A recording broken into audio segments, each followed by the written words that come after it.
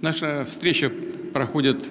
Our meeting is taking place at the very beginning of the new year, a time when we all look ahead, make plans for the future, and hope that hardships, conflicts, and mutual grievances are left behind. On that note, I would like to extend my heartfelt wishes to you, your families, and the peoples of the nations you represent for prosperity and success in the year 2026.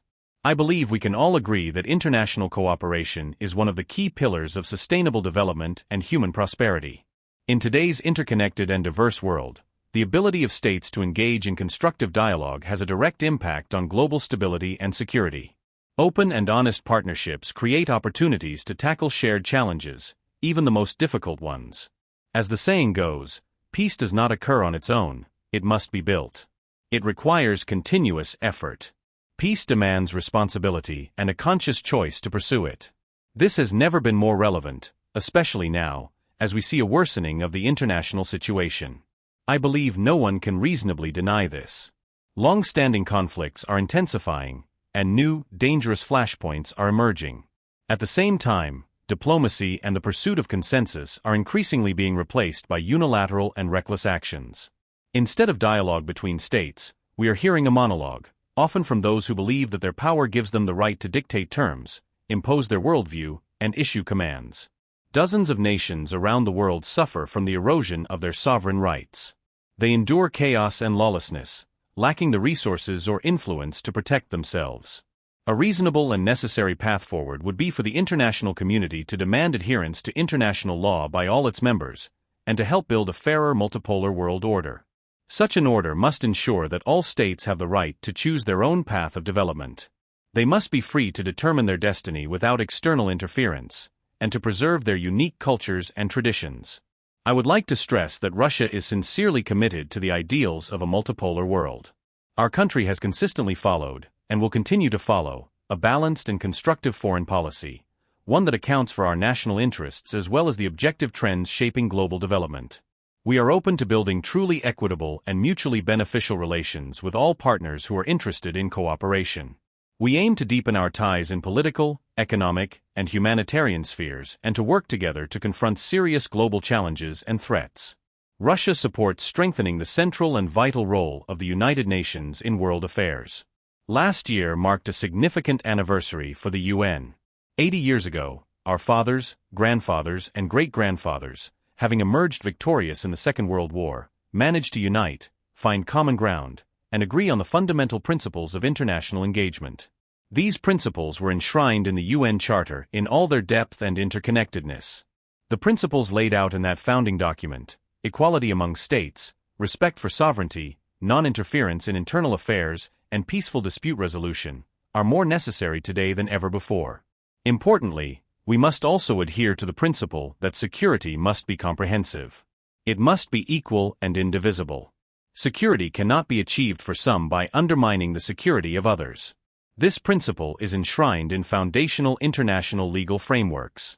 Ignoring these basic essential principles has never led to anything good, and it never will. This was clearly illustrated by the crisis around Ukraine. It is a direct result of the persistent disregard for Russia's legitimate security concerns. It followed a deliberate strategy of creating threats against our security, including NATO's advance toward Russia's borders, in direct violation of public assurances made to us. I want to stress this point. These actions were taken in violation of public promises made to us. Russia has consistently proposed initiatives to build a new, reliable, and just security architecture for both Europe and the world. We presented concrete and balanced proposals, ones that could have served the interests of all, whether in America, Europe, Asia, or elsewhere. We believe it is worth returning to those substantive proposals. Doing so could help create the conditions needed for a peaceful resolution to the conflict in Ukraine, and the sooner that happens, the better. Russia seeks a long-term durable peace, one that provides reliable security for all parties. Unfortunately, not everyone is currently ready to pursue this goal, including in Kiev and in the capitals of those countries that support it. But we believe that this understanding will eventually take hold. Until that day arrives, Russia will continue to pursue the objectives it has set. At the same time, I once again emphasize, and ask that you take this into account in your respective activities, that Russia remains open to building equal and mutually beneficial relations with all international partners. We do so in the name of shared prosperity, well-being, and global development. A large delegation of ambassadors from friendly African nations, Somalia, Gabon, Senegal, Rwanda, Mauritania, Algeria, Ghana, and Namibia, was present at today's ceremony. Russia and all countries on the African continent are united by deep-rooted relations of genuine partnership, mutual assistance, and support. The foundation for these ties was established during the era of African nation struggles for liberation and independence. Our country played a significant role in helping to free African states from colonial domination. We contributed to the establishment of their national sovereignty, the development of their state institutions, the strengthening of their economies and social infrastructure, and to the training and equipping of their armed forces. We remain consistently committed to expanding our political, economic, and humanitarian engagement with African nations. We continue to offer assistance and extend support to African partners in their pursuit of sustainable development and in asserting a more active role in international affairs. All of these matters were thoroughly addressed at the Russia-Africa summits held in Sochi and St. Petersburg, as well as during the recent Russia-Africa Partnership Forum, which took place a month ago in Cairo at the level of foreign ministers. We are now initiating the preparatory work for hosting the third Russia-Africa summit later this year.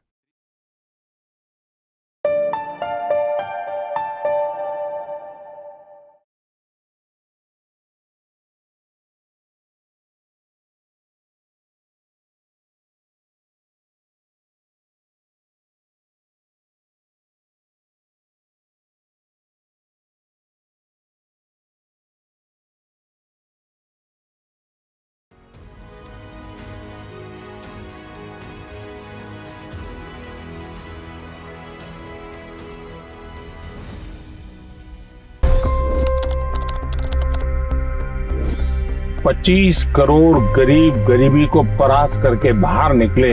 For the good of our nation, let's work together and let's truly make America great again. The fastest news breaks. Requested PM saying that look, you will have to speak to Putin and to Zelensky. The biggest newsmakers. The relationship with India is probably the most important bilateral relationship the U.S. will have for the rest of this century. The capital delivered quite an election result today. Expert analysis. The million-dollar question today is how to stop this dance of death. Ground reports.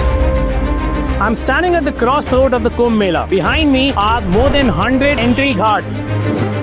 Long-form interviews. Exclusionary politics is reflected in Manipur case as well. You don't bother because this is a small state. Deep dive into burning issues. It's often said DRC could be the richest country in the whole world. It's because of what sits underneath. Why exactly did the US topple the Sheikh Hasina government? HT videos. We don't just break news, we break it down.